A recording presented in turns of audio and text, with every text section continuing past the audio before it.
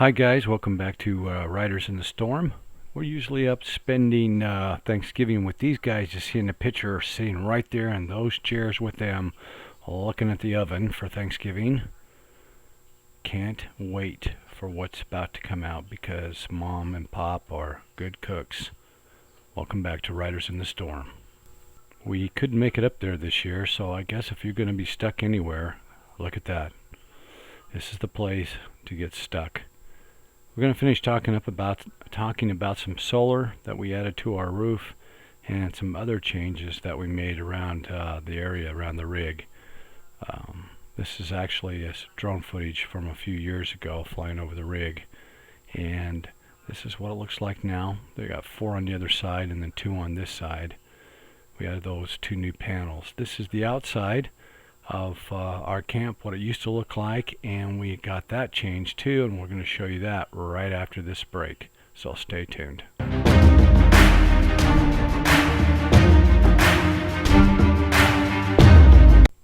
So that's me setting up the camera time lapse and prepping to move that gray trailer right there, right next to the big rig, side by side. The more experienced people down here tell me that this is the best way to be able to enjoy the space in between, so to speak, and keep the wind down.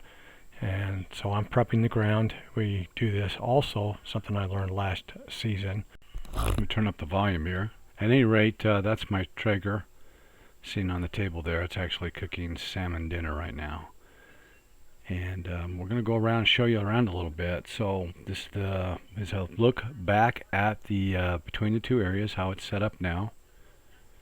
Between the 2 rigs, little workout area down there at the end. Those mats, all the rocks are cleared, raked up, the heavy stuff, so that it won't tear up through the bottom of the mats. Most people have the problem with the wind coming from this direction. It comes from the northwest, and so you put the big rig in front of the smaller rig, and that's what we've done here. Have a little sitting area, working area. Patty's in there hanging up laundry. We'll go back and bug her in a minute, I promise. So this is a little building that's even changed. That's a 100-gallon water tank that I have. I was trying to build something over the top of the garage, or over the top of the truck, and it's not working out quite the way that I wanted it to. And so next episode we'll talk about what we ended up doing. But I'm going to walk up in here and show you the laundry and this gray trailer. This is what we do. That door opened there on the front where Patty's standing in the sun. She's going to tell me to get out of her way here in a minute, and we'll do that. But the wind blows through there because it's pretty windy here, and it just dries everything pretty quickly. And so she's hanging up some pillowcases there, and we're going to get out of her way so that she can finish. Get out! Anyway, we'll back out to the center of between the 2 rigs and show you around a little bit more. This is where we sit at night. Those little torches, like before, if you watch our previous videos, our solar torches, they light up, and that's the reservoir way down there on the other side of that little garage that I tried to build to cover the truck. It's not there anymore. Decided to make some big changes there, and that's of course my Predator generator, and then that just is what it looks like from the other view with the Traeger all the way down there on the end. And what I've done is put these boards down. I'll show you that. These cover up the edges, drill a hole through the middle of them, and they seem to work pretty well. It's a lot better than big old boulders or my weights on the ground. See, I got one up there in the corner, and then another one there. Like I said, I just drill a hole and then tap them down through the mat because it gets really super windy out here.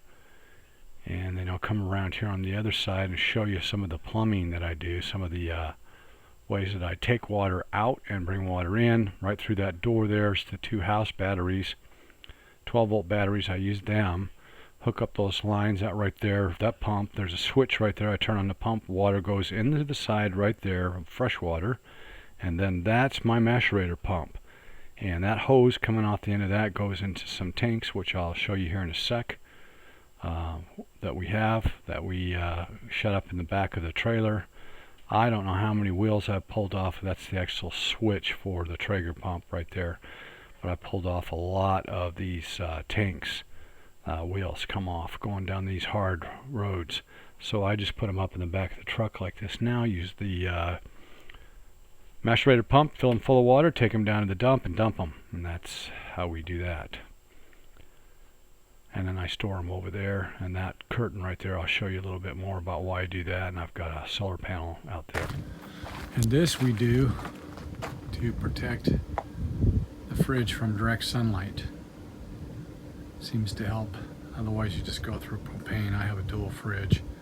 Works on propane electricity, but it takes about 550 watts. So that booger, man, I try to run it on solar. It just sucks everything right up.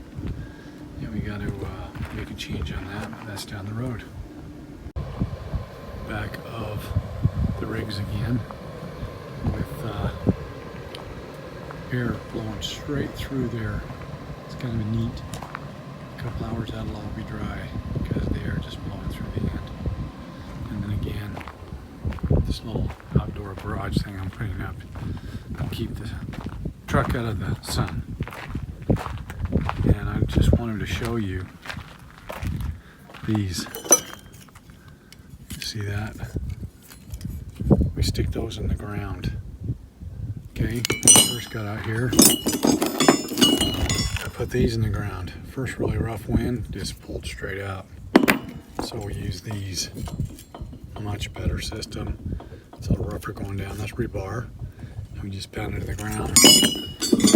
They're really long and really short. This one, it's harder to get come out of the ground. Okay, so that's what I got right now. Into the ground. You see another one over there. I'm going to test it out with the warm wind, big wind, tomorrow.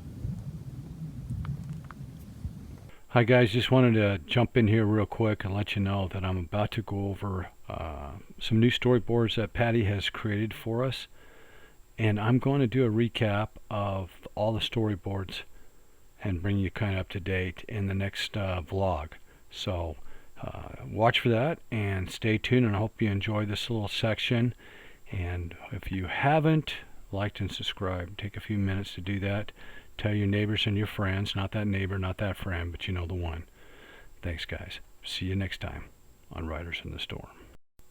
Okay, if you've watched our previous vlogs on the storyboards, you know this is Ruth showing up at her work, a public library. That's Claire, one of her co-workers.